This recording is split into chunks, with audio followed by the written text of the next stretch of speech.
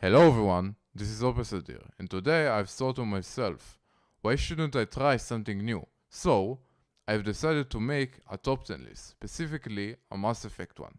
Top 10 non-Squadmate characters in Mass Effect trilogy. Keep in mind that those are my favorites, and your opinion may be different. So, without further ado, let's just jump into it. Number 10.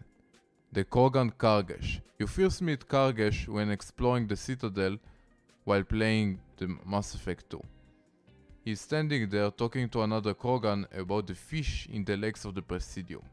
After you overhear them, you can go and talk to a Turian and ask him of the fish, and he tells you that there are no fish in the lakes of the Presidium. Either you go and lie to him and give him fake fish, or you give him the real answer and he becomes sad. This scene is very adorable and I really like this untypical Krogan, and I think he deserves mention on my list. Number 9. Dr. Chakwas. I really like Dr. Chakwas. She's an amazing character and she has all the British accent and all the things that make her so awesome. I never really connected with her on a personal level, but I do appreciate her, and she is a fine and loyal member of the Normandy, and without her it would be all different. She deserves a spot on the list, also in this list. Number 8. Char. Except him and Kargesh, there are no many Krogans this untypical, this gentle. When I firstly saw him on Mass Effect 2, I was shocked to see a Krogan write poems for an Asari, for his beloved Asari Ereba. He was amazing. I convinced her to stay with him because I felt it was the right thing to do. And when I saw in Mass Effect 3 his death and I had to tell her the news, it really shook me up. He's one of the few Krogans that are really amazing in my opinion, and forever he will remain in my heart. Number 7. Kolyat Krios. Kolyat Krios is one of the most interesting characters in Mass Effect, in my opinion. He has a rather strange relationship with his father Tain, and we never really saw something like that in Mass Effect. He nearly became the same, the assassin, all the stuff his father did. But when his father came and approached him, he stopped. He became a priest.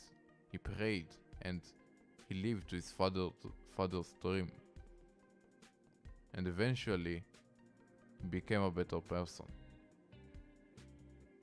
Perhaps it is just my love for Drells and other creatures in the Mass Effect universe, but I really do love Kolyat, and he also deserves a place on this list.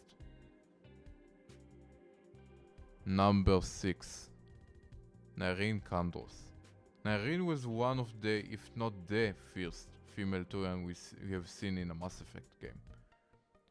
She was amazing, and to see her become the master of the Talons and the dynamics between her and Arya was phenomenal. I really liked her, and to see her reveal herself and sacrifice herself like a true and full paragon was amazing. I really hope we will see more characters like this in future BioWare games. Number 5. Commander Bailey. Oh, what there is not to say about Commander Bailey. He's amazing. He does whatever Shepard asks of him without question. He helped Tain with Kolyat. He helped basically everything Shepard ever asked of him. He's awesome as a character. He had a good role in Mass Effect 3. And overall, he's the human Gauss Vakarian. I don't think that any more need to be added at this point. It's just amazing. Number 4. Saren Arterius. Saren Arterius was one of the first Mass Effect characters that really impressed me. He had everything. He had aggression, but he was stable. He had his dark motivations, but most of his followers didn't know them. He had deceived practically everyone, nearly, except Commander Shepard. Except the one human that managed to stand up against him. And perhaps what it was for. My Shepard shows synthesis. What a shame that Saren was indoctrinated and he could never see the truth. But nonetheless, he was an amazing character and the villain that made me took Mass Effect seriously.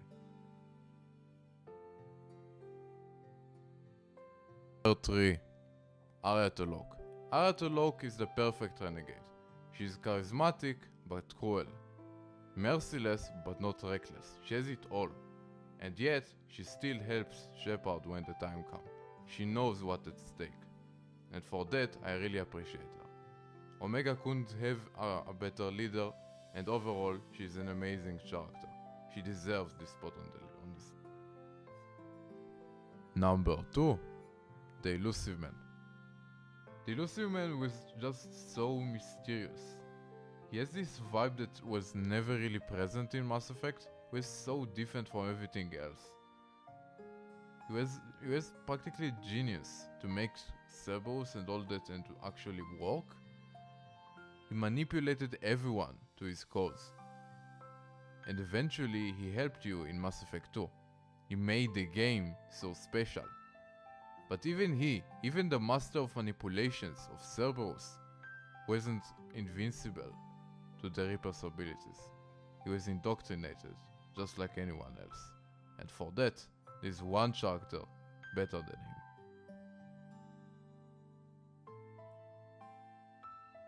Number 1.